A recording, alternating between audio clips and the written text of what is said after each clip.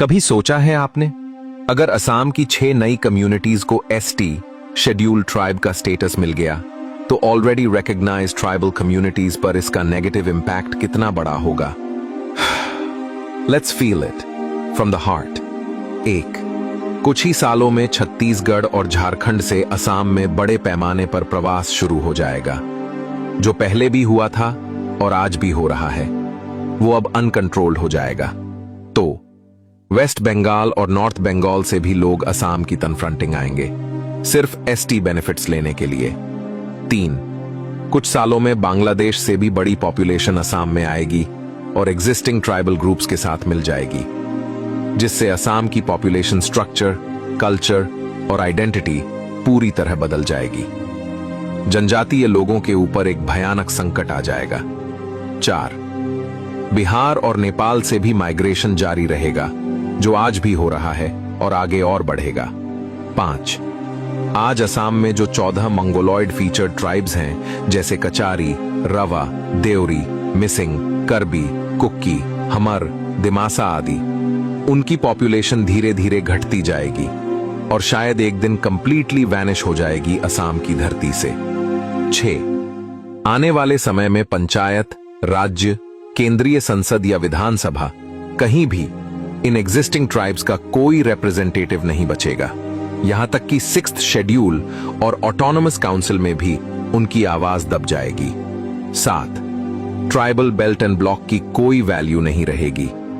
8 नए ST communities आसानी से ट्राइबल बेल्ट की जमीन खरीद बेच सकेंगे।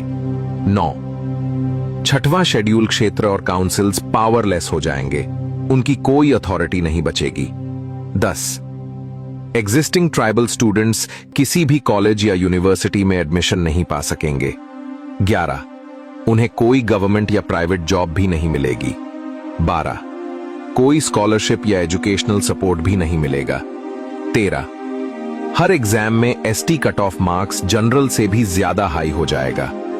14 एग्जिस्टिंग 14 ट्राइब्स को कोई सरकारी स्कीम बेनिफिट नहीं मिलेगा। 15 आरक्षण का फायदा केवल बंगाली, मुस्लिम, हिंदी स्पीकिंग लोग उठाएंगे। 16 एक दिन ऐसा आएगा जब असमीज आइडेंटिटी खत्म हो जाएगी, सिर्फ ट्राइबल नेम बचेगा, सोल नहीं। 17 एडमिनिस्ट्रेशन के लिए पहचानना मुश्किल होगा कौन ब्राह्मण है, कौन क्षत्रिय, कौन ओबीसी या एससी, क्योंकि हर कोई एसटी सर्टिफिकेट पाने की रेस में होगा। 18 दत्ता, तालुकर, भुयान, चौधरी, देव, रॉय, माजुमदार, हजारिका जैसे स्योरनेम्स वाले बांग्लादेशी इमिग्रेंट्स भी आसानी से एसटी सर्टिफिकेट पा सकेंगे अगर वे चाहें तो। 19 यहां तक कि ब्राह्मण्स या जनरल कैटेगरी के लोग भी एसटी बन सकेंगे व्हेनेवर दे वांट, सिर्फ बेनिफिट के लिए। 20 अब कंपटीशन आउटसाइडर से नहीं बल्कि ट्राइबल कम्युनिटीज के अंदर शुरू होगा, भाई भाई से लड़ने लगेगा अपने ही बीच। 21 गुवाहाटी और असम से लोग नॉर्थ ईस्ट के बाकी स्टेट्स की तरफ माइग्रेट करेंगे। 22 रूरल ट्राइबल मार्केट्स और इकोनॉमी पूरी तरह डैमेज हो जाएगी। 23 असमीज और ट्राइबल लैंग्वेजेस की जगह हिंदी और बंगाली को प्रायोरिटी दी जाएगी।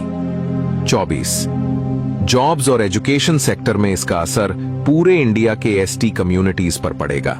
25 पूरा north east tribal population negatively impact होगा।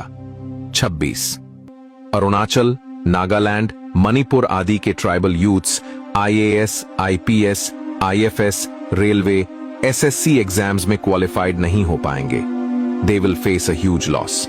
27 दुर्भाग्य से मोरान, राजबोंशी जैसे प्राउड हिस्टोरिकल कम्युनिटीज, जिनका इतिहास था सुकाफा, स्वर्ग नारायण, बिश्वा सिंघा जैसा, उन्हें अब ट्राइबल कैटेगरी में रखा जाएगा, जिन्हें दुनिया बैकवर्ड और अनडेवलप्ड कहती है।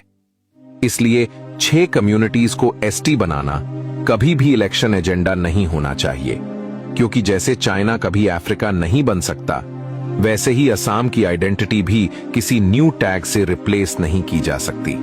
सोच के देखो, क्या हम उस असम को खोने को तैयार हैं जो हमारे एंसेस्टर्स ने पहचान, संस्कृति और बलिदान से बनाया था?